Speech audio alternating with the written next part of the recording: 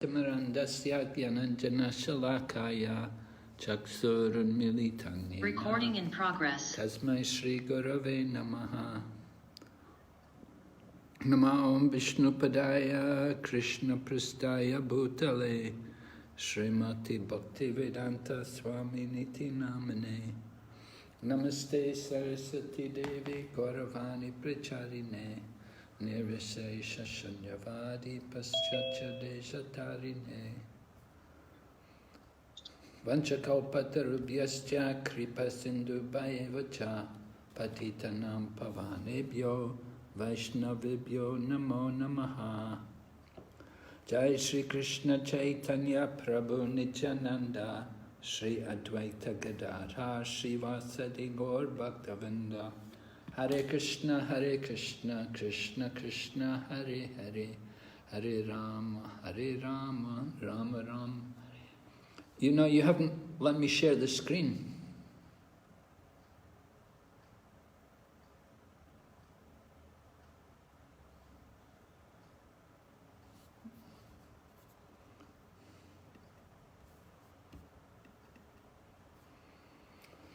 Okay, we're on lesson number 8. But before we go to lesson 8, a quick review of what we covered yesterday. Significance of the divisions of 64 angas of sadhana bhakti. 64 angas, there was 10 very important things you're supposed to do and 10 very important things you're not supposed to do. Then there was 44 others. Right? You can see there. Alright, so that's there. 64 angas. Then 5 effective means of the most effective items of sadhana bhakti. 5, this is 5 very powerful items. They're all in the morning program. If you follow the morning program at the temple, then you'll get all of these things. Association with devotees, Sankirtan, hearing Bhagavatam, living in Mathura or living in Mayapur and worshipping the deity. So all of these items are there in the morning program. You go to the morning program, you can enjoy that. And then the significance and relevance of the first 3 items. The first 3 items were all in relation to the spiritual master. Taking shelter of a spiritual master, inquiring from him, rendering service. Like that. And then the importance of avoiding namaparad in one's practice of Krishna consciousness, the 10 offenses. We must chant with care and attention. Right? But, okay, we looked at that verse, all right. And then the relevance. We spoke about not accepting unfit disciples and constructing many temples. And we said the disciples must be fit. There's no harm in accepting disciples if they're fit. They must be qualified. They must chant. They must follow the regulated principles. They should wake up in the morning. They shouldn't sleep all morning. They should get up early in the morning. And constructing temples, if we have money, then we construct temples. If we don't have money, we don't worry about it. The important thing is preaching. But if we have money, we can use it to build a temple. Of course, we don't stop book distribution. We have to also distribute books. And then difference between principles and details. We can change the details, we cannot change the principle. So the principle is, always remember Krishna and never forget him.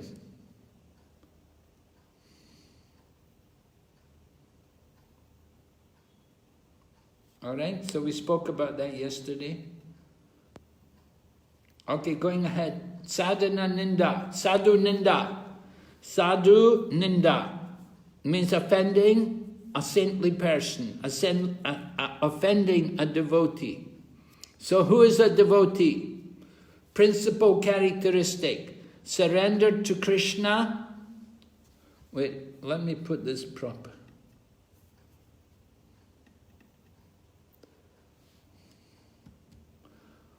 Who is a devotee?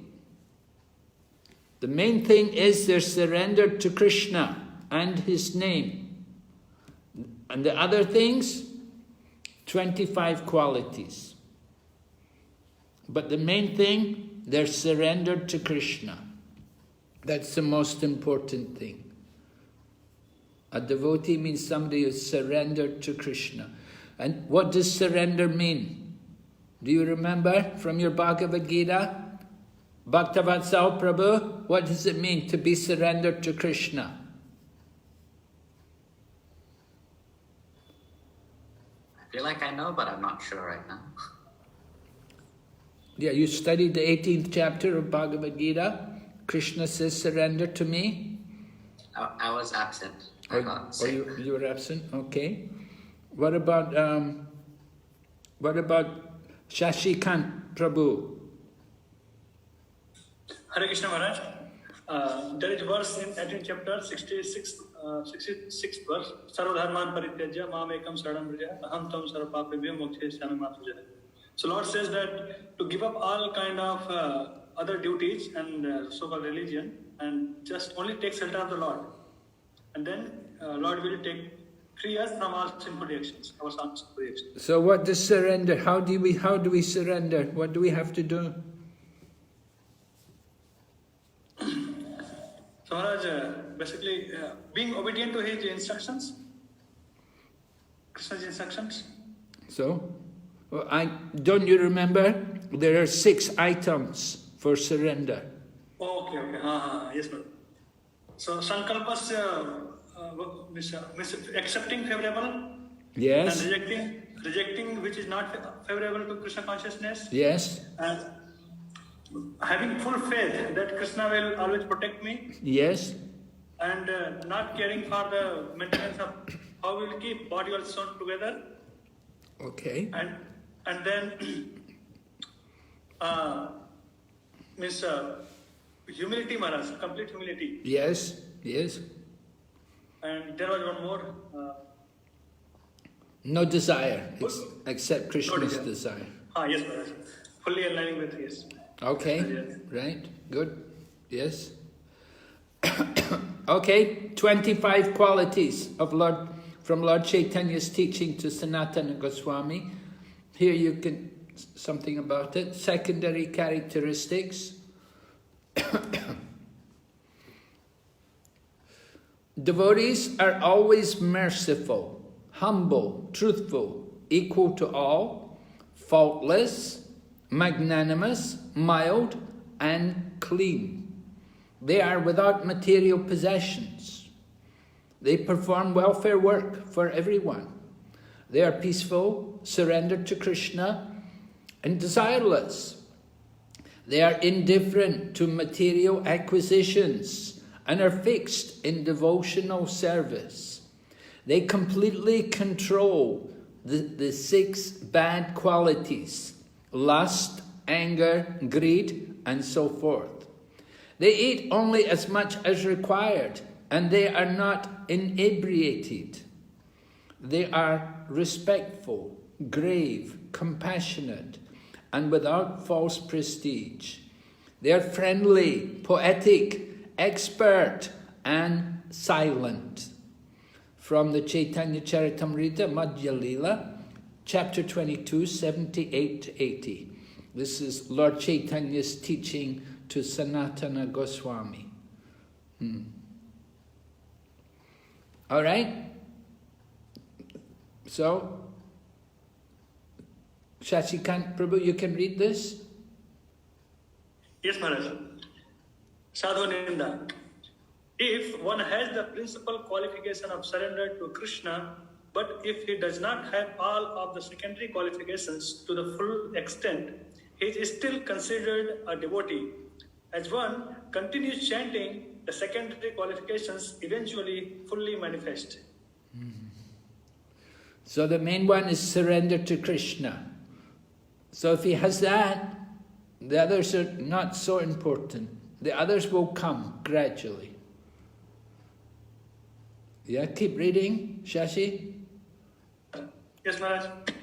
If we criticize him, bear bad feeling towards him, or hear him criticized, we are involved in sadhu ninda.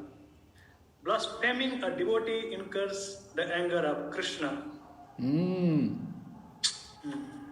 So we don't want to criticize a devotee. That's very bad.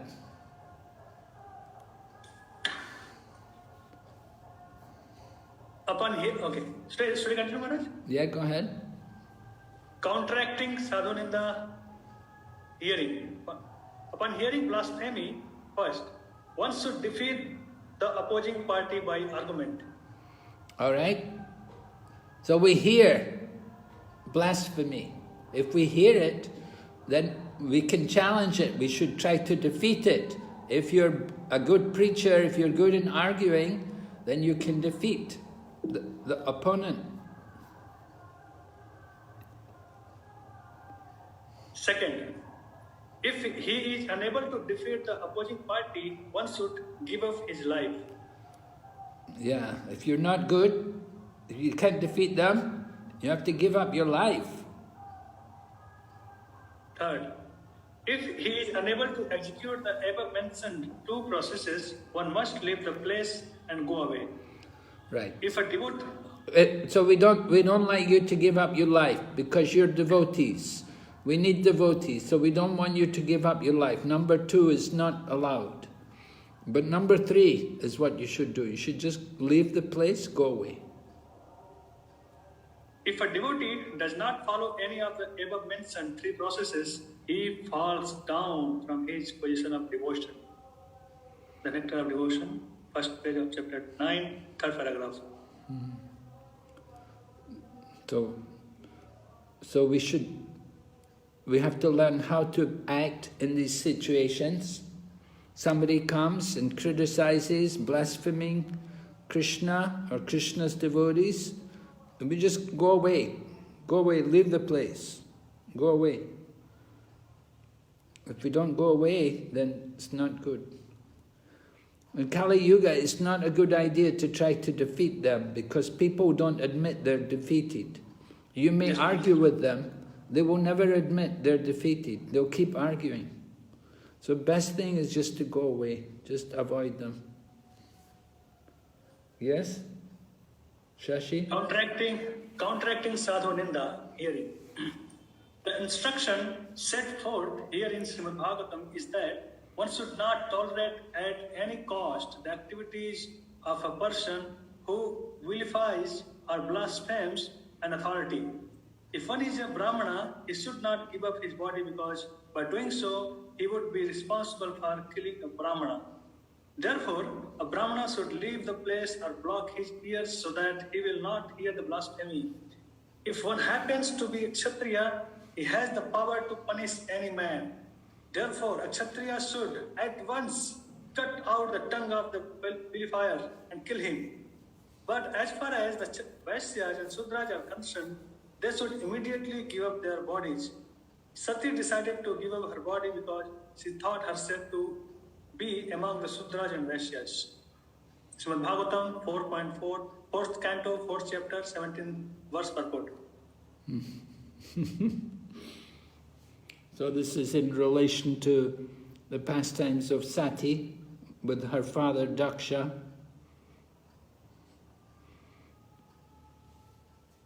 So the point is, better to go away. We don't need to do like Sati, we don't need to burn ourselves, but just leave that place, go away. We don't want to waste time and argue with people. Counteracting sadhu ninda is spoken. First, one must recognize one is being blasphemous. Raghunath Das Goswami gives an example of how one mistakes something bad for something good in discussing someone who's bathing in ash urine and thinking that he is cleansing himself. Sometimes we discuss the faults of a Vaishnava and we are thinking that actually this is a very good discussion and very purifying to analyze these faults for the sake of clarifying issues to push on the movement. Okay, so previously we were doing counteracting sadhu ninda when we hear something, by hearing. But now we're talking about if we actually speak something, if we speak something which is bad. So Raghunath Goswami gives this example, that if we think something is bad, or if we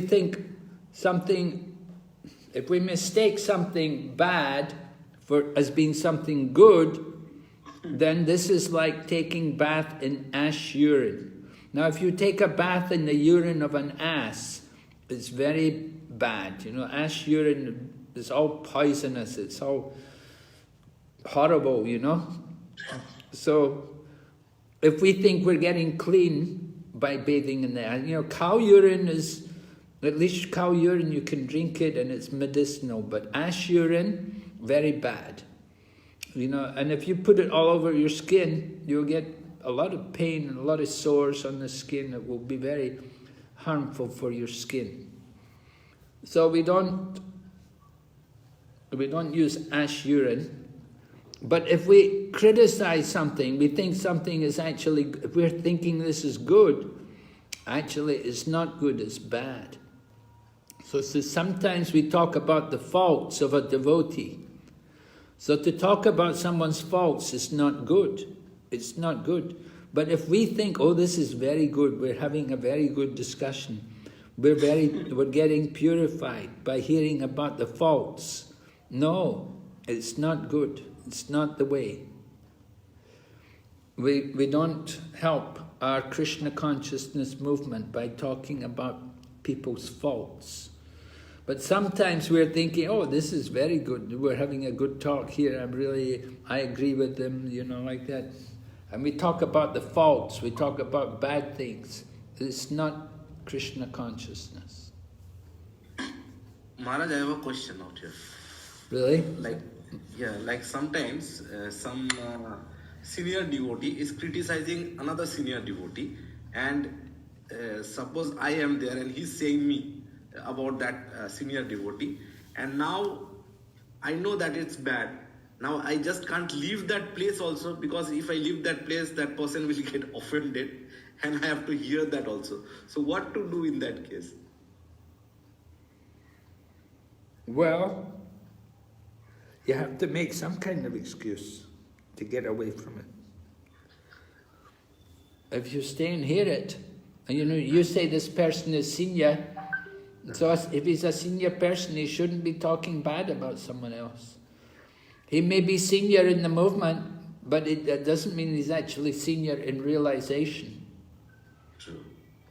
So you have to save yourself. You have to save yourself and make some excuse and just go away. You don't want to hear a lot of criticism. Hare Krishna Maharaj. Yes? Maharaj, sometimes we find that there are certain people, they dress themselves in the guise of devotees, and then sometimes because they have some misunderstanding about the philosophy, and so what happens, they mislead the devotees, innocent devotees in the community. So is it proper to caution the devotees about that person? Yeah. If someone's misleading the devotees, then it's not good, is it? Of course, you have to be careful who's doing it. Yes, Maharaj. If somebody's senior to you, maybe you report it to somebody else. Mm-hmm. You can always do that. You report it to another senior devotee. Okay, Maharaj. Yeah. And let the other senior devotee take care of it. Okay, Maharaj. Don't try to do anything yourself, because Yes, Maharaj. if you're not in the position, then you'll simply create some quarrel. They won't like it. And they'll say, who are you to tell us, who are you? You're not even initiated yet. You're coming, you're telling me what to do. You know how long I've been in this movement, and you're telling me what to do. What right have you got to do this? It will come like that. It will be an unpleasant situation. Yes, Maharaj. So we have to learn. When is it? Sometimes it's proper, and sometimes it's not. So it's people who are above you and who are in more senior position than you, don't try to instruct them. Yes, Maharaj. Because it will just create troubles. But just understand that, this is not right. And in the future, maybe if you want, you can always report it to another senior man. Mm-hmm. You can always report it to another senior devotee. But don't try to imitate. You don't want to imitate the senior people. Yes, Maharaj. Yes, Maharaj. So dealing with people, it's always a problem. You just have to be careful. And the main thing is you don't want to hear and you don't want to get involved with it. It's better to just stay away. Now, if they're really off, in the future, Krishna will take care of it. Krishna will correct. And you can also report it to the GBC. Sometimes you can report it to the temple president or the senior managers.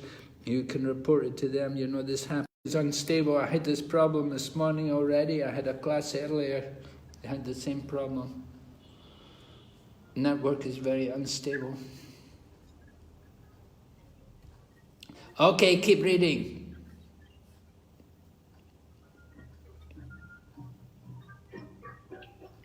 Shashi? Hare Krishna? Hare Krishna?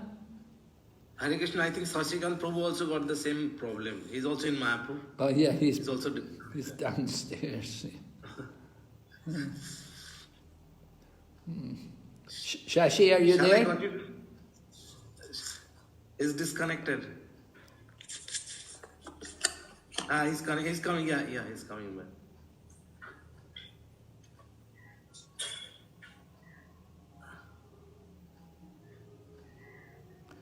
Okay, I'll read. Yeah, he's back. Okay, counteracting sadhu ninda, spoken. Sometimes it's hard to distinguish the devotional creeper from the weeds.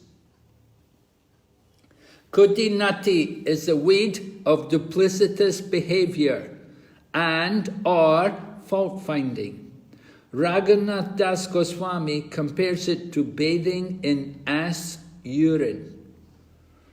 What is bathing in ass urine? This fault of kutinati, or being duplicitous in your behavior, or in finding fault with others.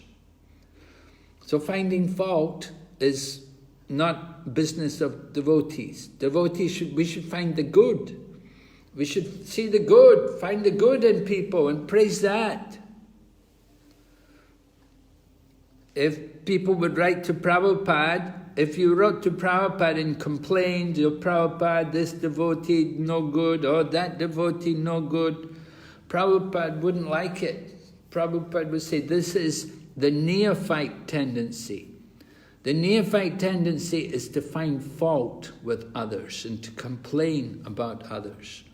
But one who is more advanced, one who is in a better consciousness, he will find the good and he will praise the good and he will talk about the devotees, how wonderful they are, how nice they are. So if you wrote to Prabhupada and told Prabhupada how the devotees are so nice and they're working so hard and they're so enthusiastic, Prabhupada would be very pleased. But if you wrote to him telling him, oh, these people no good, they do like this, they don't get up in the morning, they don't go to Mangal Arti, they don't chant the rounds, Prabhupada would be very unhappy. Oh, he'll feel very sorry that the devotees are doing like that. I'd say this is the neophyte. Neophyte sees the faults, but the advanced devotee will see the good. Right? Meilin? Meilin? Yes, Maharaj. Are you there today? I'm there. I'm here. Okay. Did you hear what I said? Yes. All right. So we only see the good in the devotees. We don't see faults. Right? Yes, yes. Duplicitous behavior. Duplicitous means we make a show of devotional service.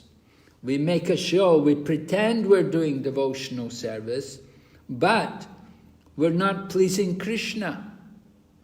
Why are we doing, what are we doing? We make a show, we want people to see, I'm a very good person, I'm doing very well, people should see what I'm doing, they should thank me, they should respect me. So people make a show of duplicitous behavior. Their purpose is not to please Krishna, but to get some honor or praise, so people will respect us or think we are very pure. We find fault with others to make our position more by making others' positions less. Oh, wait, that's an important point. We find fault with others. And how do we do it? We say, I'm very good. And we say, that other person, they're very bad. We'll say, I'm doing so much, I'm working so hard. That other person, oh, they're lazy, they're dirty, they're no good, they're useless. But they say, me, I'm very good, I'm very clean, I'm working very hard. Those other people, oh, they're no good, they're useless people. That is not good. We shouldn't think like that. Right? We should see our own faults. We should say, I'm very fallen, I'm very bad, I am no good. But they're good. They're all good. Do you understand? Yes, yes. I got it. Maharaj. Yes, Maharaj.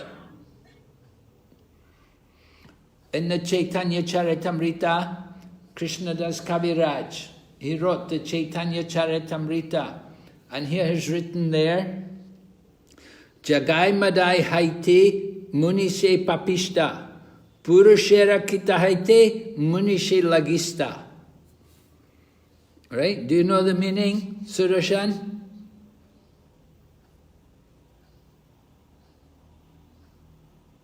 Yes, Maharaj. You know, Jagai Madai Haite Munishe Papishta. What's the meaning? Jagai Madai hoite. Munishe Papishta. And they are the sinful in the of the men. Jagai Madai. Yes. He's saying, I am more sinful than Jagai and Madai. Then Jagai Madai, yeah. Okay. And then he said, Purushera Kita Haite Munishe Lagista.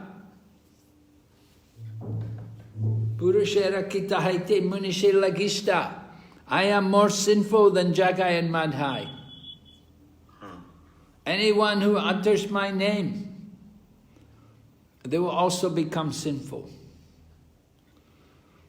Anyone who hears my name, they will lose their pious activities. And every day when we go to see Panchatattva, we're singing Sri Krishna Chaitanya Prabhu Daya Kora More Toma vina ke dayalu jagat samsari. Narottam Das is saying, if you have come to claim, yes? Do mercy on us. Do Yes. mercy on me. Yes, I am very fallen. You've come to deliver the fallen souls, so you should deliver me. I am very fallen. Okay, this is the meaning. So don't find fault with others, see our own faults. To become free from sadhu ninda. How do we get free from offending the devotee? What do you think? How will we get free from sadhu ninda? Chaitanya Jivan, Vibhu Chaitanya.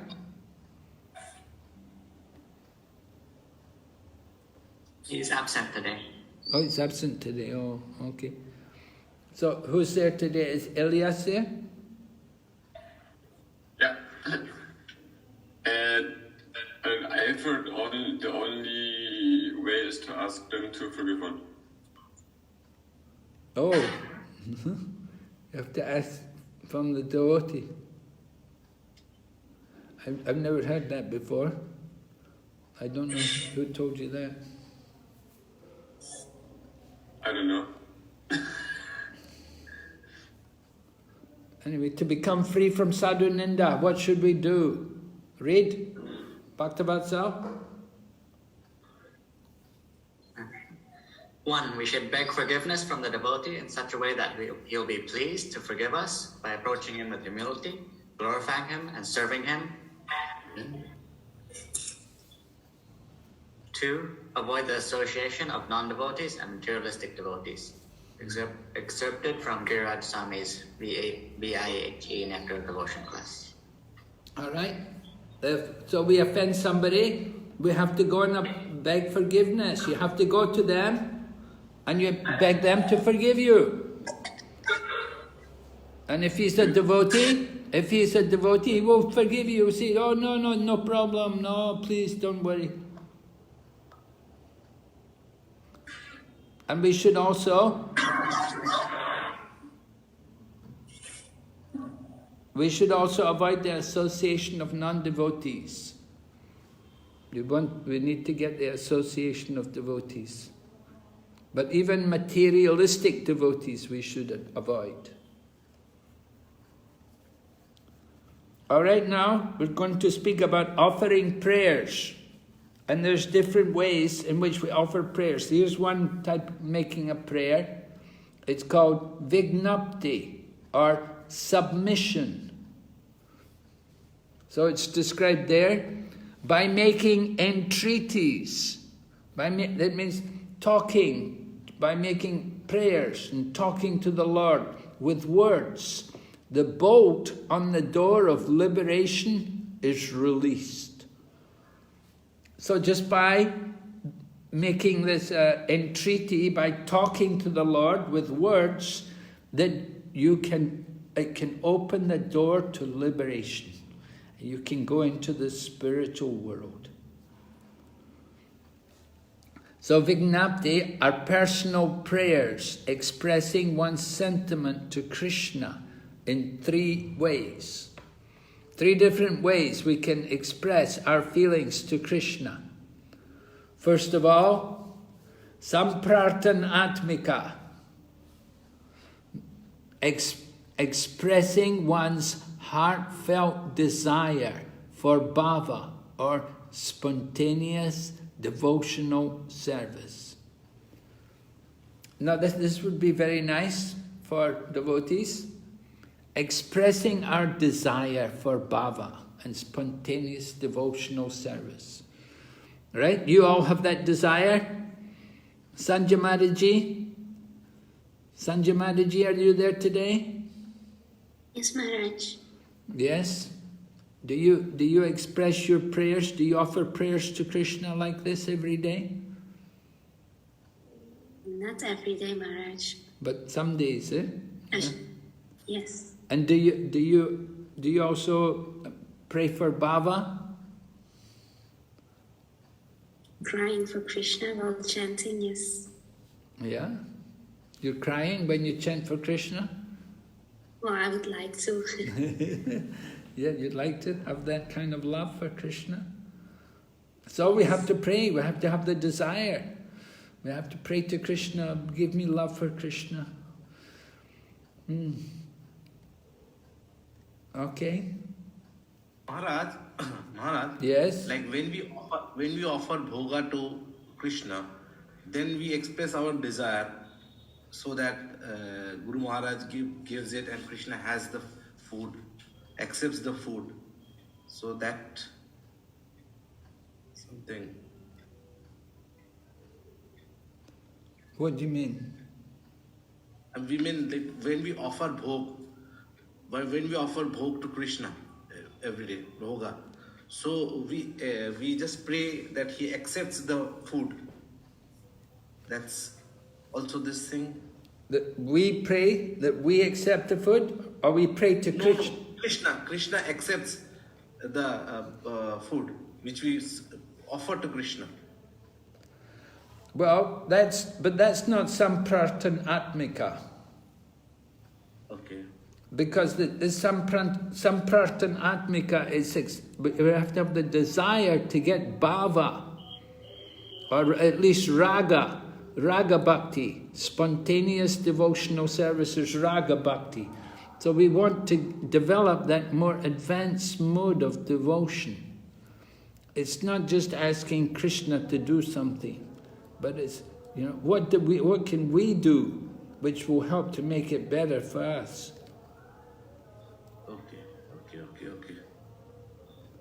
Okay, Maharaj. Okay. You can read, Sudarshan? Yes, Maharaj. Examples of samprarthanatmika. My Lord, I know that young girls have natural affection for young boys, and that young boys have natural affection for young girls. I am praying at your lotus feet that my mind may become attracted unto you in the same spontaneous way. Jai. Devotion. Jai. The young boys and the young girls, they have a natural affection. So that's why we keep them apart. So we want our mind will become attracted in the same manner. So that's a prayer. This is samprartan atmika. You want to become attracted to Krishna. Okay. And then there's another one. Vigna, our proposal, shall I read? Yeah. Our proposal prayers, expressing one's sentiments to Krishna in three ways. Samparthanamika atmika, expressing one's heartfelt desire for bhava or spontaneous devotional service. Number 2 is dhyanodhika, expressing one's insignificance before the deity. Yes. Insignificant before the deity. Example of dhyanodhika. My dear Lord, there is no sinful living entity who is more of a sinner than myself, nor is there a greater offender than myself. I am so greatly sinful and offensive that when I come to confess my sinful activities before you, I am ashamed. The Nectar of Devotion, chapter 9. Okay. So that is expressing how we're insignificant before the deity. Right? Number 2, expressing our insignificance before the deity. So here he's saying, there is no sinful person more sinful than me. One time a devotee came to Prabhupada and said, Prabhupada, I'm the most fallen. And what did Prabhupada say? Anybody know? Yes, Maharaj.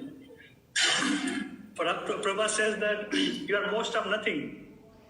Yeah, you're not the most anything. You're not the most anything. So, You can say I'm fallen, but you can't say I'm not. I'm the most fallen, because. But here it said, there's no greater offender than myself. So this is actually. I don't know what Prabhupada would think. But the humility is there. I am so greatly sinful and offensive. When I come to confess my sins before you, I'm ashamed. So that's very nice.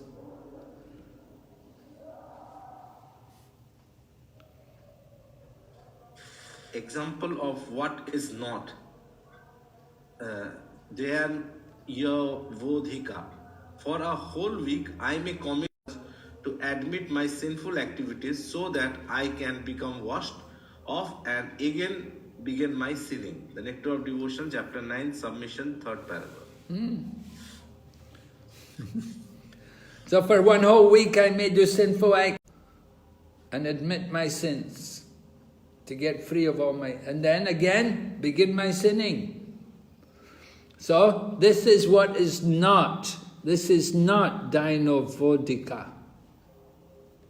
This is not. So don't get confused. This is an example of what is not this mood of being very fallen. But there's one more. Lala Samai.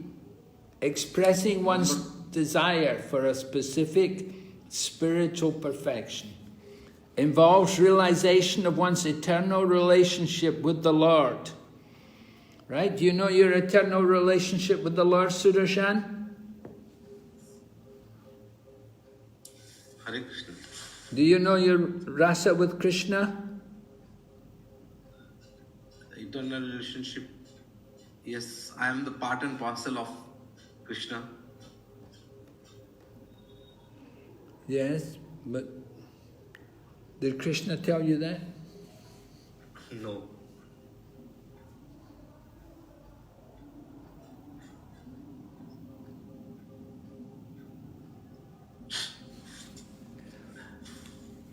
Anyway, we should have a desire for a relationship with Krishna.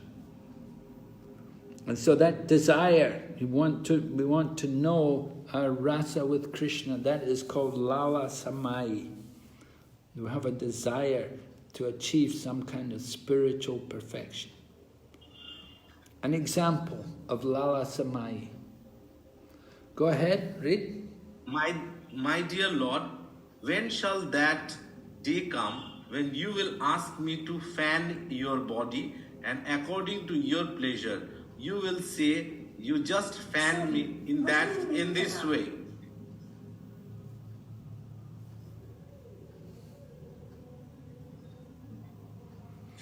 All right? You just fan me. When shall that day come when you will ask me to fan your body? And you will say, you just fan me in this way. So Krishna will come to us one day and ask us to fan him. And we should be willing to do it. Wouldn't you like Krishna to come and ask you to fan his body? Absolutely, yes. Yeah.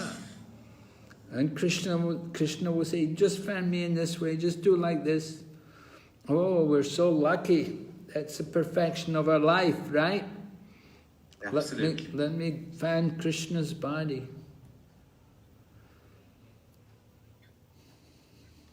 Okay, go ahead. Yeah. Samprathan Atmika belongs to someone without the appearance of bhava, whereas Lalasa or Laulyam belongs to a person who have manifested bhava. Jiva Goswami commentary. All right, someone without bhava. Lalasa or Loyam, someone who's got bhava. So you can see which one is higher. The Lalasa? Yes. The one who's got bhava, he's on the higher platform. Samprartanatmika, you haven't got bhava, not yet. But the one who's got lalasa or loyam, they've already got bhava, they're already advanced. Another example of lalas mai. My dear Lord, O lotus-eyed one, when will the day come when on the bank of Yamuna I shall become just like a madam and continue to chant your, like a madman and continue to chant your holy name while incessant tears flow from my eyes. The Nectar of Devotion, chapter 9, submission, 5th paragraph. So this is different kinds of levels of offering prayers. We should offer prayers, right? We all pray to Krishna every day. When we pray to Krishna, we can pray these different levels. So there's submission. Lalasamai means you've got a longing, you've got a great desire to get something. Right? What is the desire? I want to chant your holy name with tears flowing from my eyes. I want that there will be tears flowing from my eyes. So they have a desire, that's lalasamai. This appears to be a prayer, sampratharthana of someone who has not manifested bhava, since he is praying for it. However, when a prayer is filled with similar longing, expressing such bhava, even though not attained, it is also called lalasa. This is actually an example of Raganuga Bhakti. Oh, this is an example of Raganuga Bhakti. So Raganuga Bhakti, that is like Raga Marg. That is higher than Vaidhi Bhakti. This is Raga Bhakti, spontaneous. So the mood, he has a longing, he has a desire, he wants it very much. Although he hasn't got it, but he wants to get it. So this is Raganuga Bhakti. Raganuga Bhakti that's higher than Vaidhi Bhakti, spontaneous mood.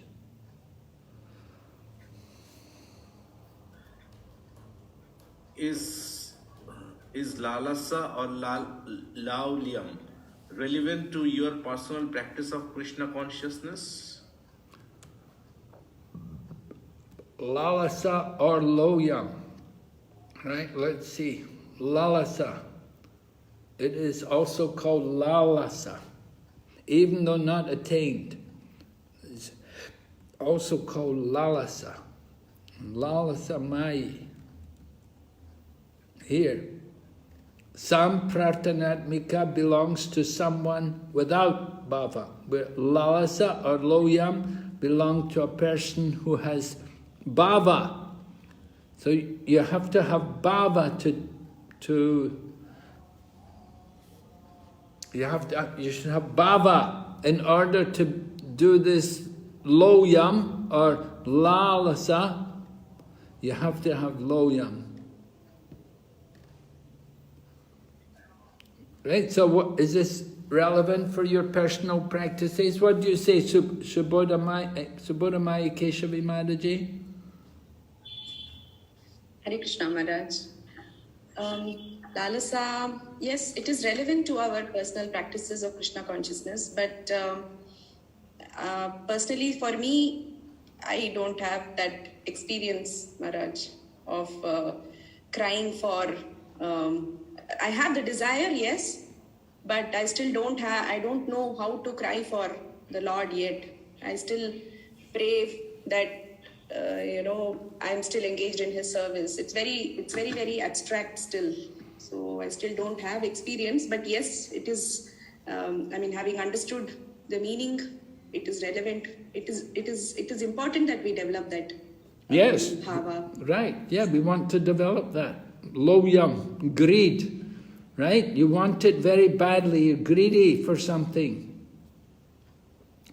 that you will cry to get it. You want it so badly, you'll cry. Oh, Krishna, no, I want to get love of Krishna. We want it very badly. That's very good, that you want something very bad.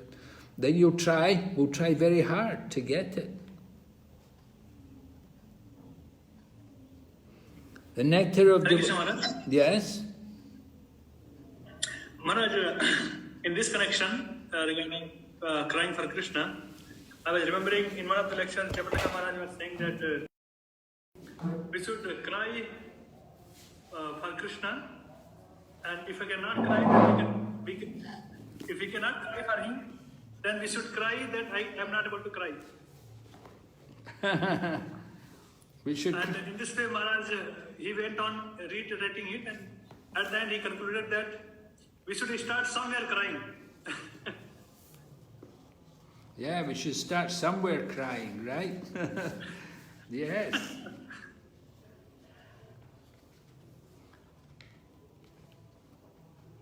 And Gaur Govinda Maharaj used to say he wants to create a school for crying, to teach us how to cry for Krishna.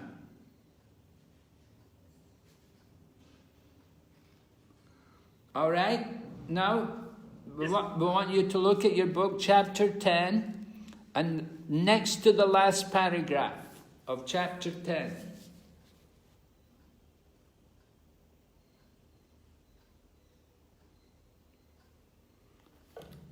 Right? Who can read it? Yes, Maharaj. Second last paragraph. Yes. Like in India, all Hindus, that paragraph? No, chapter 10, right? Yes, chapter 10. Oh, sorry, chapter 10, yeah. Chapter 10, he would daily execute similar performance, right? No.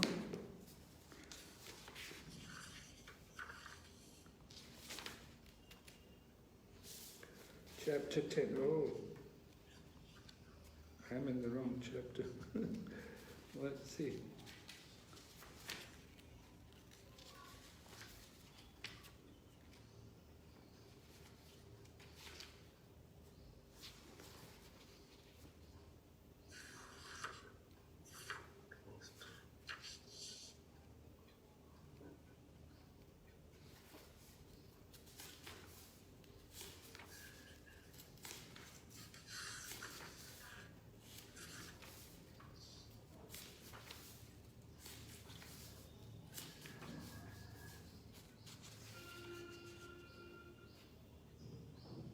Yeah, he would, go ahead. Yes. He would daily execute similar performances as his routine work, and he continued to do so for many, many years. Then one day, the Brahmana imagined in his meditation that he had prepared some sweet rice with milk and sugar and offered the preparation to the deity. However, he was not very satisfied with the offering because the sweet rice had been prepared recently and it was still hot. This sweet rice should not be taken hot. The cooler the sweet rice, the better its taste. So, because the sweet rice had been prepared by the Brahmana very recently, he wanted to touch it so that he could know whether it was fit for eating by the Lord. As soon as he touched the sweet rice pot with his finger, he immediately was burned by the heat of the pot. In this way, his meditation broke. Now, when he looked at his finger, he saw that it was burned, and he was wondering in astonishment how this could have happened. Because he was simply meditating on touching the hot sweet rice, he never thought that his finger would actually become burnt.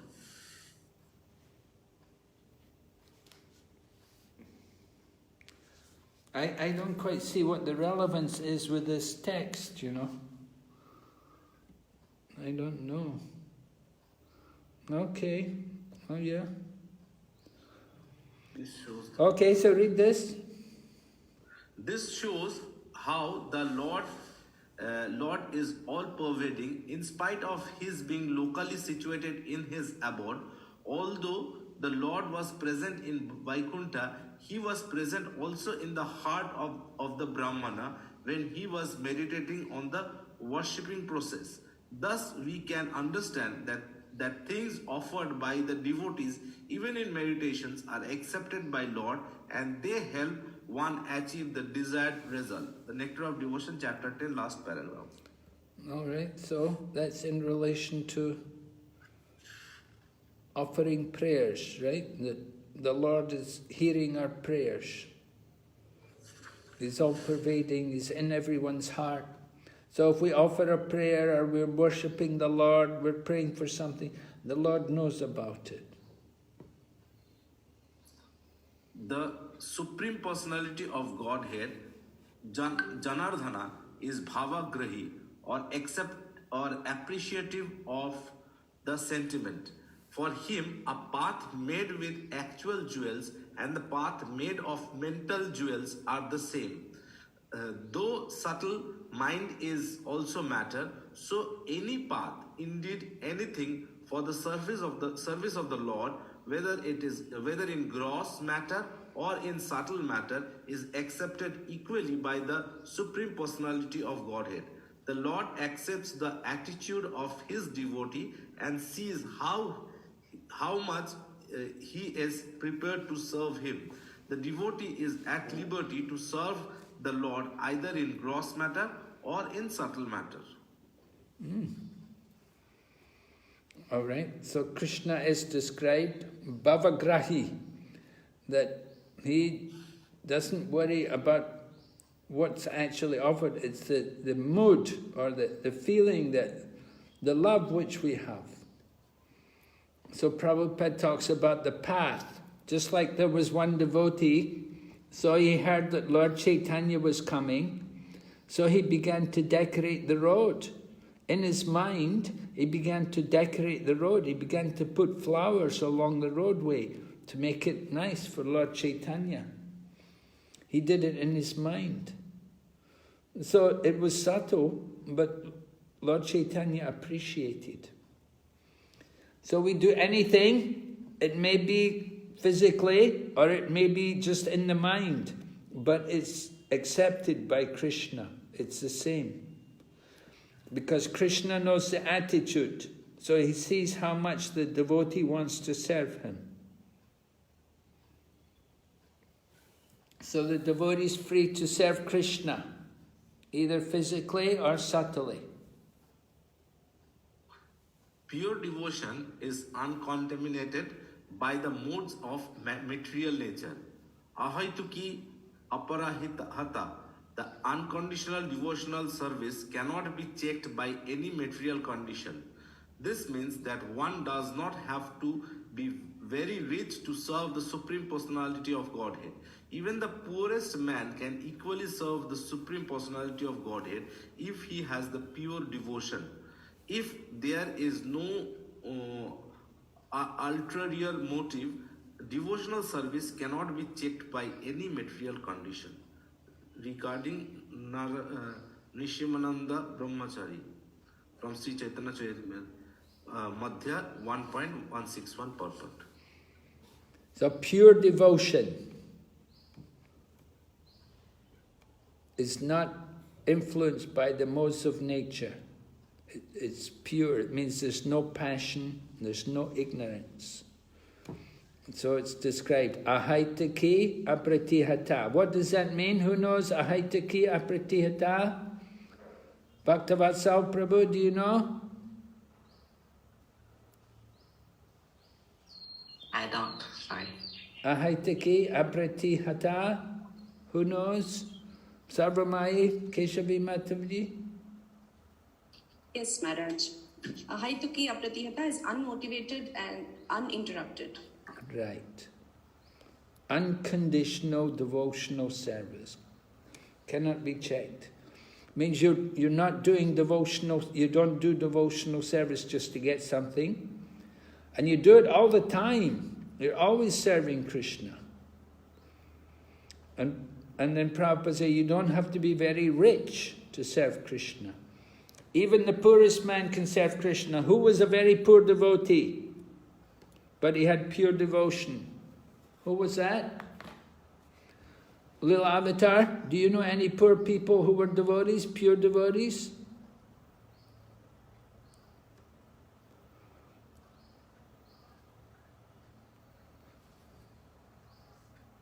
Little Avatar, are you there today?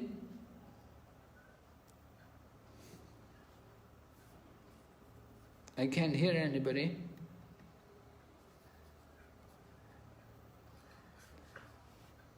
Is Narayani there today?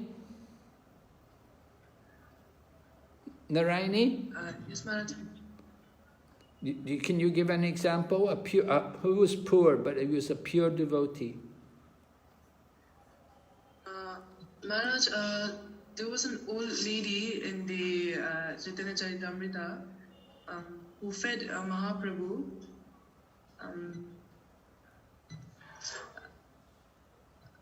But I'm not able to remember the name, Maharaj. There was an old lady who fed Mahaprabhu. And she was poor? Oh, really? I don't know this pastime.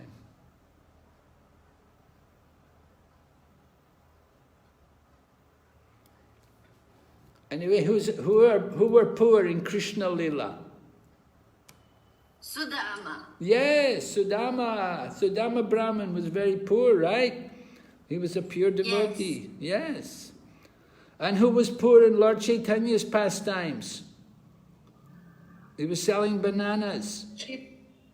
Olavecha Sridhar Maharaj? Yes, right. He was poor, very poor. His house was all holes.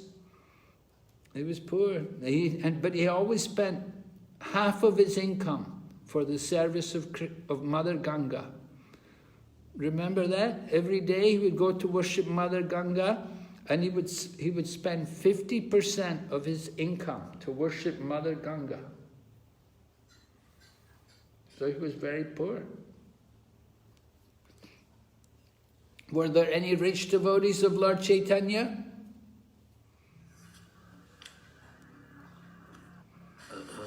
Rupa Goswami, Sanatana Goswami. Yeah, before they retired, they were rich, right? Yeah. Yes.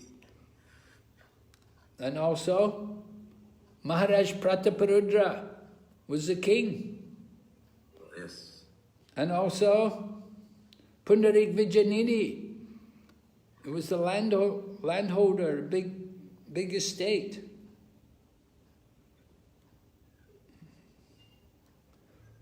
Okay.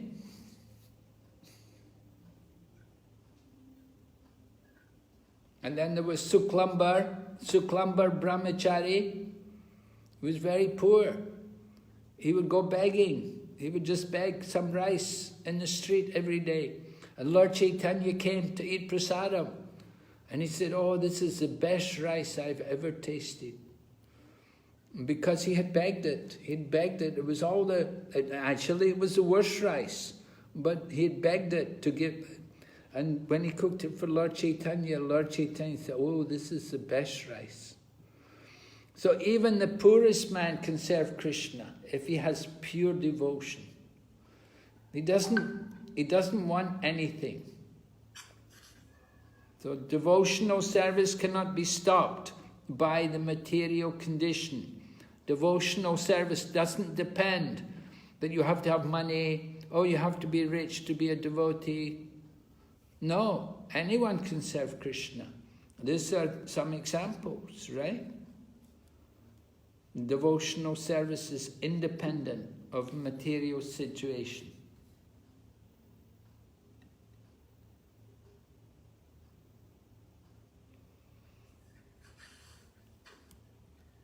Attitudes towards suffering. Yes. May I continue? Yeah?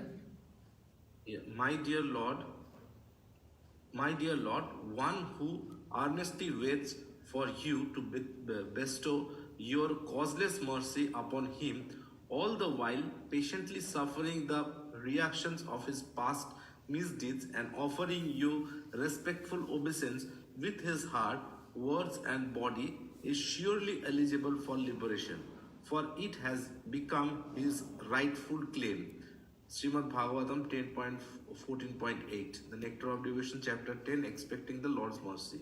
This is a very important verse. You often hear this verse from Srimad Bhagavatam, that we have to, what should be our mood when we have suffering, when we have difficulties. So what should be our mood? We should wait for the mercy of Krishna, and we should continue suffering, and we should think these are the reactions of my past deeds.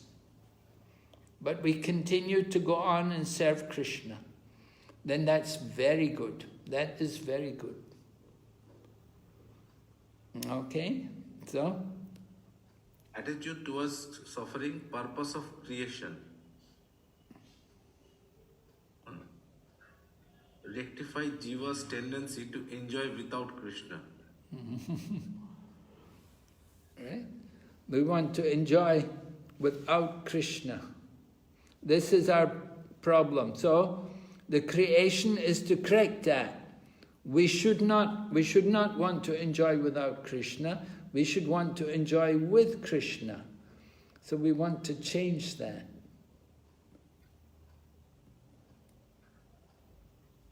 The punishment for a sinful activity is designed to curtail the mentality that produced the activity. From Bhagavad Gita 18.6 we understand that a devotee no longer suffers the reaction of karma.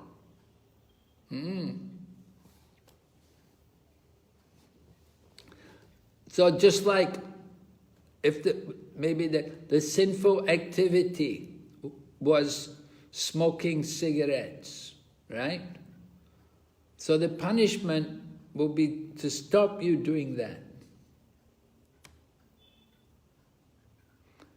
You get a punishment which will stop you from wanting to smoke cigarettes. I don't know what punishment you get, but maybe what the mentality that produced that activity, is we want to enjoy, we want to control, we want to be relaxed or something. But why do people smoke? They think it's social. They think it's social. It's good company for others. Others are smoking, and you should smoke with them. So they will smoke cigarettes. So you get punished to stop that. We shouldn't want to just smoke just because everybody else is smoking. That is like following people to hell. If everyone's going to hell, you're going to go to hell too? No, there's so many people don't go to hell.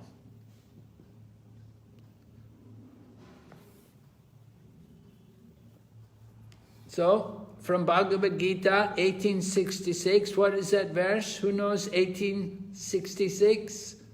Sarva dharma parityajya mam ekam sharanam vraja aham tuham sarva papebhyo mokshyami ma sucha. So does a devotee get karma? No. So does a devotee get any reactions for his sins? No, he doesn't get any reaction because he surrenders everything to Krishna. Well, but he may suffer. Still devotees suffer. Yes. He may suffer from his past deeds. So why does the devotee suffer? Last time you told that example of that fan revolving when you switched off, the fan revolves. So our past deeds, those things we suffer so that we purify more. Okay. A devotee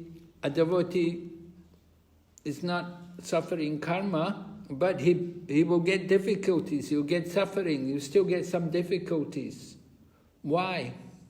I mean, we see the Pandavas, they suffered a lot. Why did the Pandavas suffer?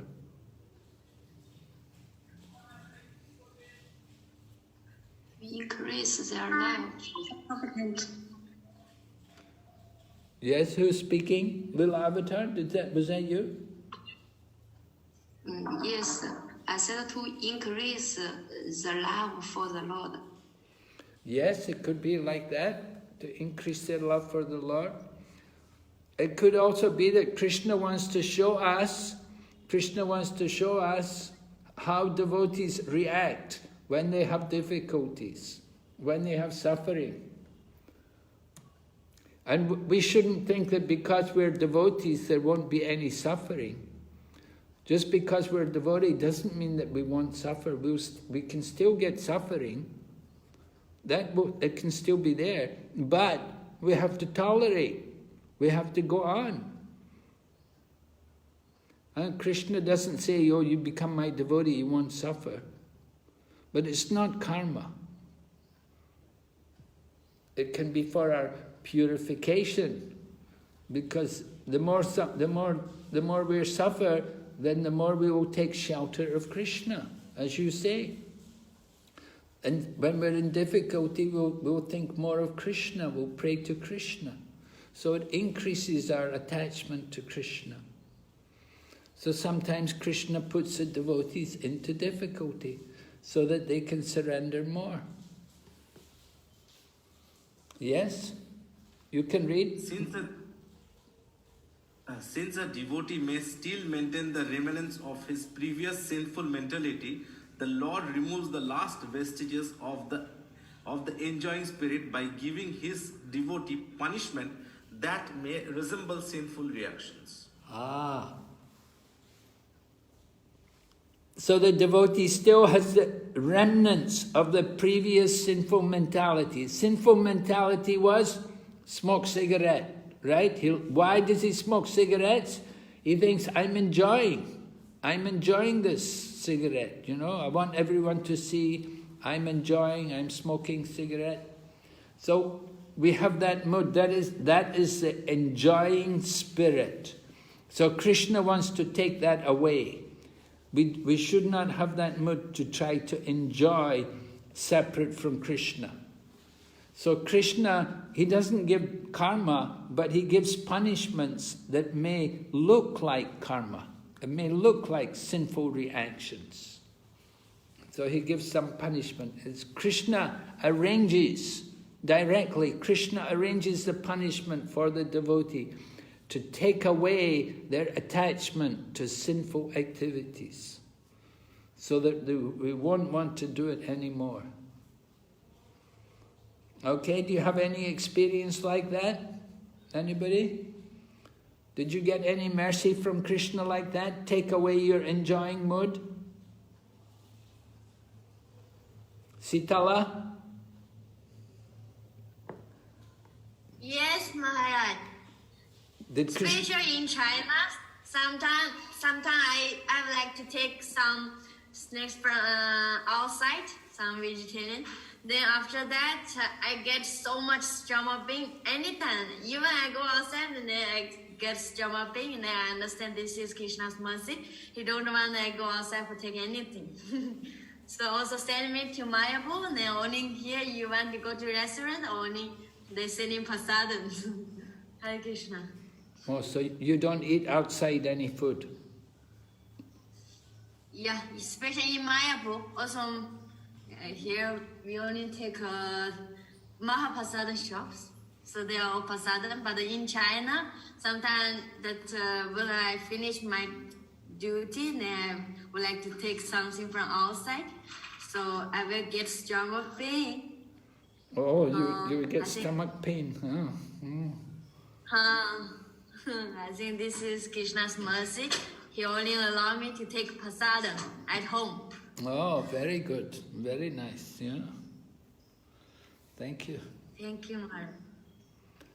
Anybody else? Did you get any karma, any reactions, punishments from Krishna to get you to stop enjoying? To stop your sinful habits? Anyone? Nobody wants to say, eh? You're all shy.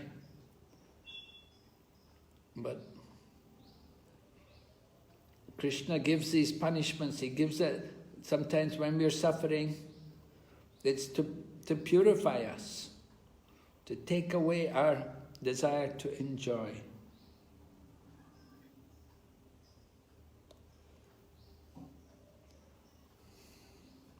One devotee was distributing books, and he was a very good book distributor, and he would do very good. He would distribute a lot of books and collect a lot of money.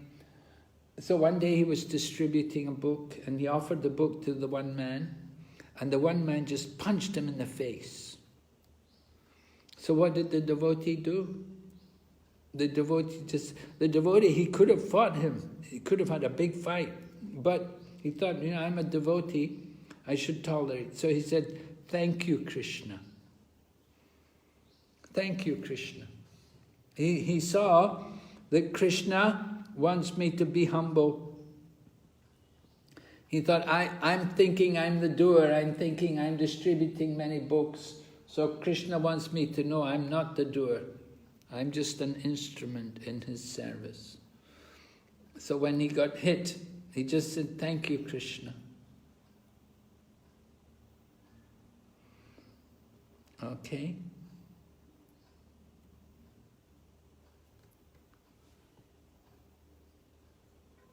All right. Who's going to read? Let's. Bhaktavatsal Prabhu, can you read? Yes, Maharaj. Attitudes towards suffering. This suffering is not technically a karmic reaction. It's the Lord's special mercy for inducing his devotee to let go of the material world and return to Godhead. Since a sincere devotee wants to go back to Godhead, he willingly accepts the Lord's merciful punishment and continues offering obeisances to the Lord with his heart, words, and body. Yeah.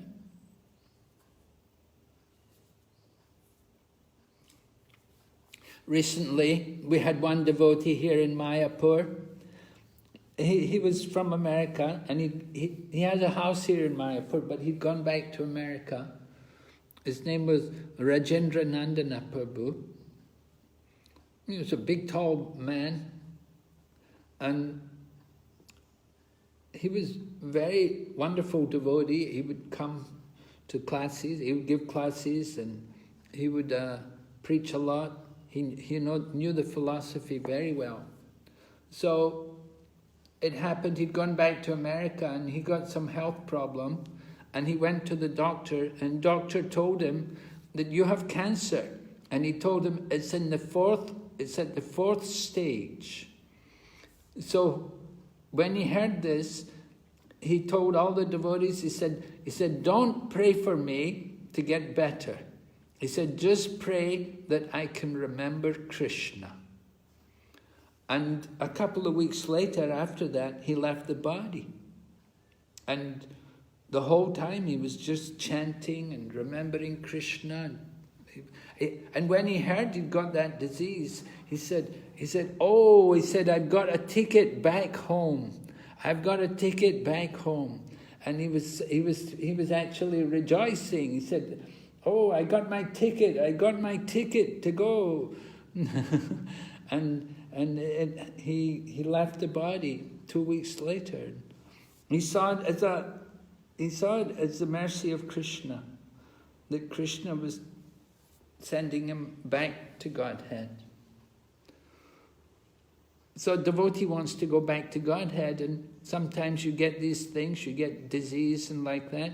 So it's Krishna's arrangement to take you back out from the material world and take you back to Godhead.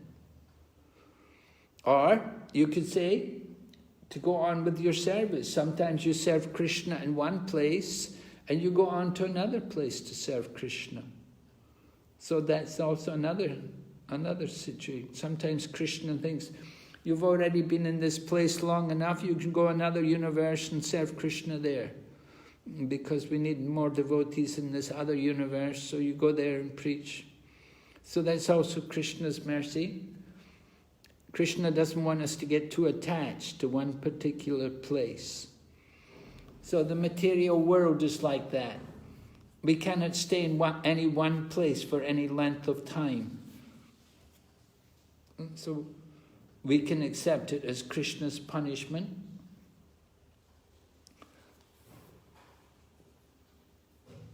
But it's an opportunity for us to increase our love for Krishna. So devotee tolerates mercy of Krishna, not karma. The devotees who've surrendered to Krishna, they don't have karma. Of course, you have to surrender to get rid. All right, read. Just as one cannot approach the sun without becoming fire, one cannot approach the supreme, pure Lord Krishna without undergoing a rigid purificatory process. Just as a legitimate son has to simply remain alive to gain an inheritance from his father, one who simply remains alive in Krishna consciousness, following the regulative principles of Bhakti Yoga, automatically becomes eligible to receive the mercy of the personality of Godhead and be promoted to the kingdom of God. Srila Swami's commentary on Srimad Bhagavatam 10.14.8 purport. All right, so this is that verse which we looked at earlier. Tate nukampam sushamikshamana. So the acharyas explain, because at the end of the verse it says sadayabak. Dayabak means you inherit the property of the father. So if your father is a rich man, Bhaktavatsal, right? Your father may be a rich man. What do you need to do to inherit his property? Stay alive? Yes, right. You just have to stay alive. And you wait for your father to leave the body, right? When your father leaves the body, then you inherit all of his property and all of his wealth. So in the same way, we have to stay alive in Krishna consciousness. We have to stay following the principles and at the same time wait for the mercy of Krishna. Even though sometimes it may become difficult, may become tough, we get some problems and things go wrong, maybe health problems, maybe other problems, economic problems, social problems. But you have to stay alive in Krishna consciousness, and then you can go back to Godhead. All right, you can see the picture, you know the story. So Gajendra is there with the crocodile. And the crocodile's got his foot. Gajendra can't get free. And all the other elephants, all of his wives and his baby elephants, children elephants, they're all there and they're waiting. And it's a long time, they're fighting and fighting. And the crocodile won't let go. And Gajendra's in agony. But Gajendra was very eager to see Krishna. And then when he saw the Lord coming in the sky, we can see in the painting in the sky, there is Lord Vishnu on the back of Garuda. And so although Gajendra's in pain, with a feeble voice, he offered respect to the Lord. So a devotee does not consider a dangerous position to be dangerous. For in such a dangerous position, he can fervently pray to the Lord in great ecstasy. Thus a devotee regards danger as a good opportunity. Tate nukampam sushamikshamana. Right? This is the verse. When a devotee is in great danger, he sees that danger to be the great mercy of the Lord, because it is an opportunity to think of the Lord very sincerely and with undiverted attention. He does not accuse the Supreme Personality of Godhead for having let his devotee fall into such a dangerous condition. Rather, he considers that dangerous condition to be due to his past misdeeds and takes it as an opportunity to pray to the Lord and offers thanks for having been given such an opportunity. When a devotee lives in this way, his salvation, his going back home, back to Godhead, is guaranteed. And we can see this to be true from the example of Gajendra, who anxiously prayed to the Lord and thus received an immediate chance to return home back to Godhead. Srimad Bhagavatam 8:332 purport. So this example of Gajendra fighting with the crocodile is very nice and tells us how we should respond to danger. Can you think of any dangerous situations where the devotees took shelter of Krishna? Do you remember anything dangerous which happened? You never have any... Yes? Maharaj, when Srila Prabhupada was on cargo ship Jalduta, so Prabhupada got 2 heart attacks on that ship.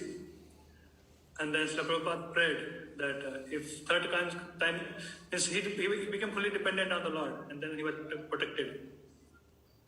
Okay. All right. Interesting. Yeah. I heard one time in Mumbai, I think it was in Chowpatty, that the building was shaking. And they thought, oh, it's going to be an earthquake. And everybody was worried, and they all rushed out of the temple. And it was in the evening, you know, it was dark. And they all rushed outside. And they were all afraid. They thought the ground is going to open up and swallow them. And they'll all be buried under the buildings. They'll all fall down on top of them. So everybody was chanting. And they said, oh, it was the best japa they ever chanted. Right? It was the best rounds they ever did, because they were in so much danger. They thought any moment our lives are going to be finished. We're going to all die. And so they were chanting intensely. So it improved their chanting. Right? Can you think of some other examples? People who chanted in a dangerous situation?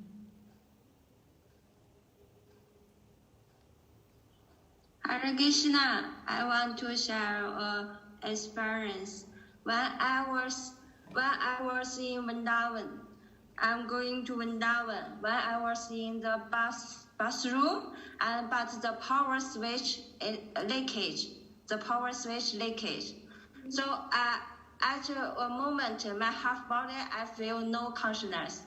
But that time, I have chanting the Lord Narasimha, Lord Krishna, and few seconds, I have the consciousness, and my mind become peaceful. And that time, I feel much mercy from Krishna.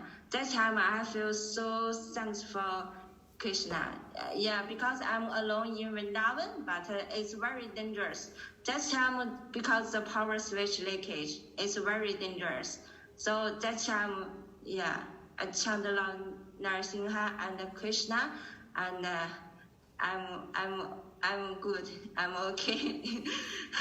Nothing happened. Okay. And we see examples in the scriptures who chanted the holy name in dangerous situations. Draupadi Maharaj? Yes, Draupadi chanted. She was in great danger. They were trying to disrobe her. And she just called out to Krishna very sincerely. The Holy Jesus called out, Govinda, hey Govinda! And immediately Krishna came. He protected her. He manifested in the form of the sari, so that she was kept covered. Yes? Another example? Prahlad Maharaj. Well, Prahlad is a bit different. He never sees any danger. He's so much prema, but he has so much love for Krishna He just sees Krishna everywhere. He doesn't feel any danger. He just chants. He's always chanting. But there was somebody who was really in danger. Ambarish Maharaj? Maharaj, you can. He always thinks of Krishna also. He was another, natural. He wasn't just thinking Krishna. He wasn't praying to Krishna to protect him, really. Yeah. But okay. I was thinking Ajamila. Okay, Ajamila. Yes. Ajamila was in danger. He saw the Yamaduras coming to take him. He was really afraid. Oh, the Yamaduras are coming. And he called out for his son. He called out to his son Narayan, and then he remembered also. Then he remembered the Lord also. So he chanted the name. So, yes, these are good experiences to always keep the holy name on our tongue, and will protect us in every situation. All right, so read together chapter number 10, Expecting the Lord's Mercy, and share with your partner circumstances of a period in which you suffered greatly as a devotee. Wait. Reflect on how you would have dealt with this period in a more Krishna-conscious manner, based upon the philosophy presented in Srimad Bhagavatam and the other quotes. So, the circumstances of a period in which you suffered greatly as a devotee.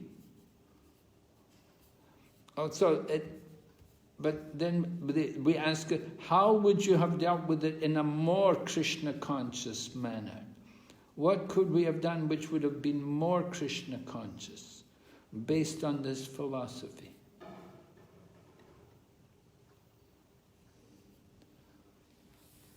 All right, is it clear what you have to do? Read together chapter 10, and then think of some circumstance in which you suffered. We'll keep the same groups. We've got 3 Chinese ladies. Is Narayani there? Yes, Maharaj. Are you also 3 ladies then? Yeah? Yes, Maharaj. Yes, okay. All right. And we've got 2 men and 2 men, right? Okay, Yes, so 2 groups of 2 men and 2 groups of 3 ladies. Shall I start the thing? Yeah? Breakout rooms? Shall I start the breakout rooms? Okay. Okay. Okay, so we'll give you 10 minutes, so 10 to 12, we'll be back here. Okay, Maharaj.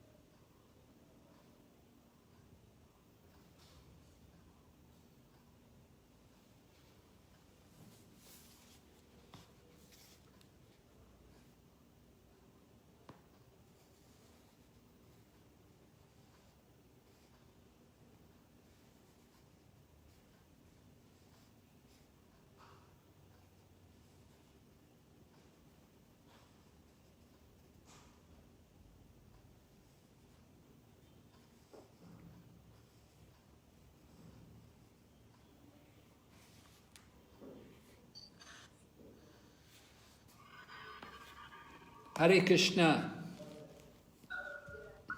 Hare Krishna. So, Sudarshan Prabhu, would you like to begin? What did you discuss? Actually, we were discussing, in fact, every other day something or the other keeps on happening. Keeps on happening to us. Sometimes you don't have money, sometimes you, like the other day, I just remembered, like the other day, means I eat there at the, eat prasadam out there at our kitchen, and I pay monthly. And it happened last month that I didn't have the money to pay. Okay, I didn't have money to pay. It's 2,500 per month, and I didn't have that money, in fact. So all of a sudden, I was fully frustrated. Now, what to do? Where do I do? What do I do? If I come at home and have same many food is there at home, but I am more interested in having prasadam out there. And so somewhere or the other, I was just praying to Prabhupada. And finally, the day I was supposed to pay on 2nd or 3rd, and it's been almost 10th of the month, and I couldn't pay. On 11th or 12th, all of a sudden I got an amount of money, exactly the same amount of money which I had to pay. So, and I just repaid the thing. This just happened this month. No. In January itself. So you got the money to pay by the grace of Krishna. Yes. So how would you have dealt with this if you'd been more Krishna conscious? Pardon, if I? Could you have been more Krishna conscious? Could you have dealt with this in a more Krishna conscious manner? Based on the philosophy of Srimad Bhagavatam? Did you follow this? Did you follow 10:14:8? Yes, this one we just expecting Lord mercy. Yes, right. You felt you were pretty Krishna conscious about it, huh? Yes. Okay. Yes, but it did not make me worry that much. Like prior to when I was not in Krishna consciousness, I used to get agitated, angry on lot of things. But now, right now I don't get that angry or that agitation. That thing doesn't come. I know that the thing when the time will come, the thing will happen, and that happens. Oh, you have full faith in Krishna that He's going to provide. Yes. Of course, 100%. Okay, all right. Okay, let's hear Bhaktivatsal Prabhu. Krishna Maharaj, we discussed mainly two different types of suffering. We were discussing about like different sicknesses, different diseases. Recently, there's COVID going around when we both have gotten COVID. So while we were sick, we sort of just lay in bed. We don't really do anything. And then how we could have done better, more Krishna consciousness, we could have still managed to maybe wake up for the morning program and watch online or something. We could have continued our service. But realistically, what we end up doing is we end up sleeping all day, and then we skip our morning program, we skip our services. And sometimes even if we're not so sick, we think, oh, I'm sick, I don't need to go to the temple, something like that. And then we're also discussing different injuries we get. Okay, yeah. Especially when we were younger, we played different sports and things like that. So we like break a leg, get different muscle injuries, so many different types of injuries we get, different cuts. And also with that, we end up stopping our service because we're injured. But properly, we should still try to continue as much as we can. Okay. Just patiently. Yeah, you should continue our service. Okay, good. Thank you. All right, and then we have also Subhamaya Mataji and Narayani Mataji and Sandhya. Sandhya's not there. Is she there? Yes, Maharaj. All the three of us are here and we discussed. What we could come up with was prior to Krishna consciousness, I was sharing how I was very much affected by the loss of a dear one. So it was, even though that person was not that close in terms of relationship, it used to bother me a lot, especially if someone would leave their body at a very young age. All kinds of questions used to come to me in terms of, why this person, he was so good, and things like that. And I would really be very anxious, and I would be really disturbed. Many a time it has happened. And of course, after coming into Krishna consciousness, a lot of things have become very clear, and it kind of reflected in coping up with very, very close relatives, my mother-in-law's passing away, and how we dealt with it in a very, very different manner. She had a perfect end, so to say. She was a devotee initiated by Guru Maharaj, and surrounded by devotees at the end, where she was constantly reminded by the devotees to chant the names, and Guru Maharaj also came online to bless her. So it was like a perfect end. So it was very, very happy moment, actually speaking, that she left the body at a very right time and a perfect way. So introspecting these incidents, I would say that, Krishna consciousness, and especially this part on how we can expect the Lord's mercy on, basically the art of dying, like Prabhupada says. So that's something which we could think of.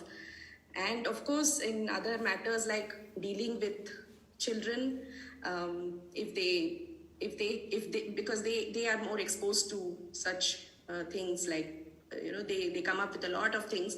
So now I'm in a better position to advise them that even if it is an injury, like how Bhakti Prabhu was sharing earlier, even if it's a small injury, if they are affected by it, we can always tell them something worse should have happened, but it is Krishna's mercy that only one small injury you got. So it definitely gives a better perspective and better way to handle situations. So that was what we discussed, Maharaj. Oh, very nice. Thank you very much. Very good. Very interesting to hear all that. You discussed so many things there in a short time. All right, and who's left?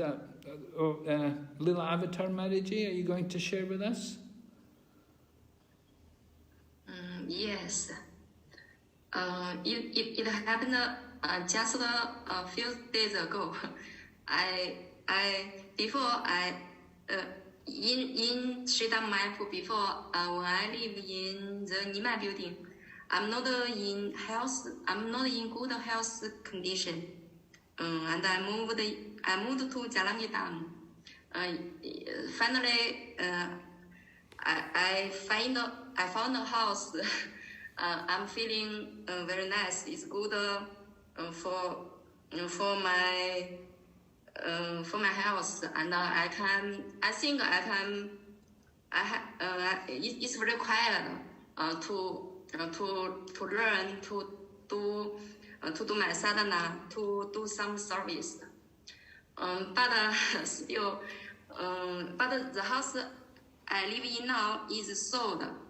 About 10 days ago, the house owner informed me to leave this house.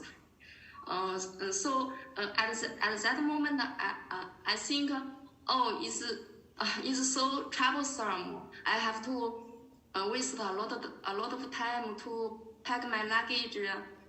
It will be very tired. It will be very tired to move. And I have to find another house. It's so troublesome. So I'm suffered a lot in mind for a few days. But yesterday in the class, you told me the quality to practice sadhana bhakti is the first one, get free from bodily conception of life, and get rid of all material desires, endeavor only to please the Lord. And today, I realized more that this is the Lord's mercy, and because I'm attached to this place. I think like that, and the Lord let me know about this. So now I think I will be very happy to live anywhere. Haribol. Krishna doesn't want you to be attached to that place. Eh? So Krishna took away your attachment to the nice apartment. Yes, I think so. All right, so we hope you find another place to move to. How long have you got? How many days have you got to move out? 1 month. 1 month, huh? Okay. So hope you can find another place. You need help? Anyway, we'll get some devotees to come and help you move when you have to move. Thank you. Anyway, I'm sure you'll get something. Yes. All right, I don't know. Nobody told me anything about open book assessments. Is this right? But you'll have to write something. I don't know if this is right. Who's in charge for the course? Is it Aniruddha Prabhu? Yeah? Yes, Maharaj. Yes, Maharaj. Okay.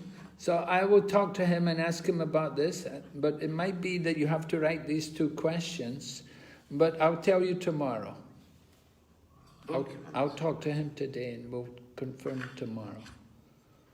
All right, so what did we do today? We spoke about different ways of dealing with blasphemy. How we deal with blasphemy? We go away, right? Go away from the place. And describe the way one can offer submission to Krishna. Pray to Krishna, submit ourselves. I'm your servant. You can do what you like. Right? Offer submission, offer prayers to Krishna. That just let me be your servant. Then general principles from the example of the South Indian Brahmana. South Indian Brahmana served Krishna in the mind, offering everything to Krishna in the mind. And he got the same benefit as somebody who is offering it. Actually, he was only doing it in the mind, but the person who actually does it, they get the same benefit as the person who was doing it in the mind. So we should use our mind also for the service of Krishna. And then appropriate ways of dealing with suffering in one's life. How we should tolerate. And the final quote, it's a duty of the son to depend upon his father without asking anything from him. The good son has faith that the father knows best how to benefit him. Similarly, a pure devotee does not ask anything from the Lord for material benefit, nor does he ask anything for spiritual benefit. He doesn't ask for material benefit, he doesn't ask for spiritual benefit. The pure devotee is fully surrendered unto the lotus feet of the Lord, and the Lord takes charge of him, as stated in Bhagavad Gita. Aham tvam sarvapapebhyo moksha yashyani. The Father knows the necessities of the Son and supplies them. Srimad Bhagavatam 4.20.31 purport. Srila Prabhupada ki jai. All right, any questions today? I asked, first of all, I asked Aniruddha about this question which you brought up, Lila Avatar Maharaji. He hasn't replied me yet. I asked him, but he didn't reply to me yet, so I'll have to get back to him again and get a reply. He replied us in the WhatsApp group. Did he? What did he say? Yes.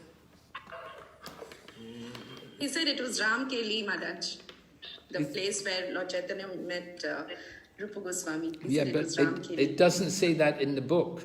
In the text, it says they first met at Prayag. You know, so yeah. Anyway, so okay, if he said it's Ramkeli, then you can answer Ramkeli. That means if they ask you in the test, when they give you the closed book test, then you can put Ramakeli. Okay, good. All right, Prabhu, Sudarshan, another question? Oh no, Shashikant. Yes. Maharaj, today we discussed about developing bhava for Krishna and serving with, in that mode. Miss, I was wondering, how we should go for it? Like we heard the definition of sadhana bhakti, that one of the definitions of sadhana bhakti is that we execute the devotional service through our senses. And by this process, the dormant love for Krishna that gets awakened in the heart, our heart. So, is it like if we go on continuing with our sadhana bhakti, and then eventually we will come to that platform, or we have to develop that eagerness on our own? Yes, you have to develop eagerness. You also have to have that enthusiasm, right? Utsahan, enthusiasm is very important. So that eagerness or that enthusiasm should be there. Yes, you have to have that. We have to make the effort ourselves. It's not, oh, we just do this, we just chant, or we just do... No, we have to also put our effort into it, make a real endeavor. Right. So, man proposes, God disposes. So, we have to have that desire. Right? Okay, any other question? Hare Krishna Maharaj. Hare Krishna Narayani, right? Maharaj, regarding committing offenses, Maharaj, there may be times when we may unintentionally commit some offenses, and in that case, we won't be able to ask for forgiveness because we'll not be aware. So in that case, Mataji, you are muted. should I repeat the question? Am I supposed to repeat? Sometimes, you said sometimes we may commit offenses and we're not aware. Yes, Maharaj. And in that case, Maharaj, we will not be able to ask for forgiveness since we are not aware of it. So how are we supposed to avoid it, or how are we supposed to deal with such a situation, Maharaj? Yes, well, Srila Prabhupada taught us that every morning when we would assemble with the devotees, you know, after Mangal Arati, one of the things which we do is offer obeisances to all the devotees. You know, when Prabhupada first came to India, he brought with him a number of very senior devotees from America. He brought all the senior people with him. But the problem was they were all senior and they couldn't work with each other. They all wanted to be in charge, and they'd fight with each other, and they were young and passionate. And so they would argue with each other and fight with each other, and there were problems. So Srila Prabhupada said, every morning you must offer obeisances to each other. So after Mangal Arati, every morning, we always offer the obeisances. And in this way we nullify any offenses we may have committed against somebody. So it's important when we meet people, we will always say, please accept my humble obeisances.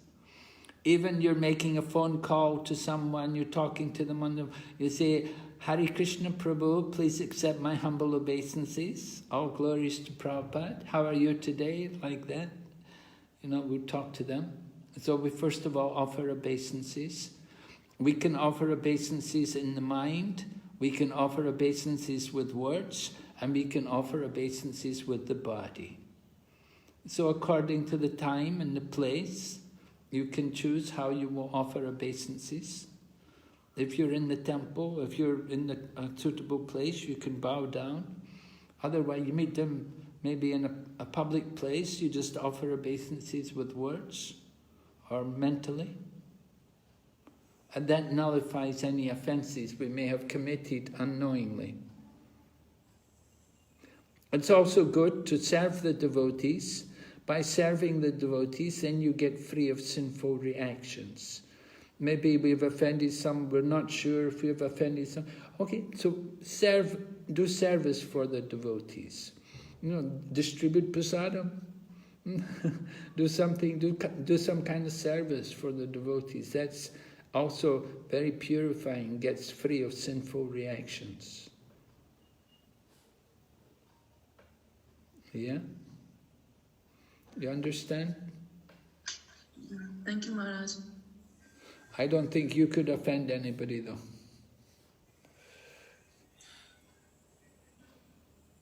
Right? Where are you? Which temple are you in? Maharaj, I'm staying in Mayapur since last 1 year, but for now I've come home to Sikkim, Gangtok. Oh, you're in Sikkim, huh? Okay. Yes, Maharaj. Oh, nice. You coming back to Mayapur soon? Yes, Maharaj. Maybe after a week or 2 weeks, maybe. Oh, quite soon. Yeah. Yes, Maharaj. Okay. Okay, very good. Thank you very much. Do we have a temple in Sikkim? Do we have a temple there? Maharaj, there's a small center. Okay. They have a program every week? Yes, Maharaj. Once a week, is it? Yes, Maharaj. Every Sunday. Every Sunday. Okay, good. Nice. Okay, thank you very much. Hare Krishna. Thank you very much, Maharaj. Hare Krishna. Hare Krishna. His Holiness Bhakti Vigna Vinasha Narasimha Maharaj ki jai. Srila Prabhupada ki, Gaur Bhakti Vrinda ki, Hari Bol.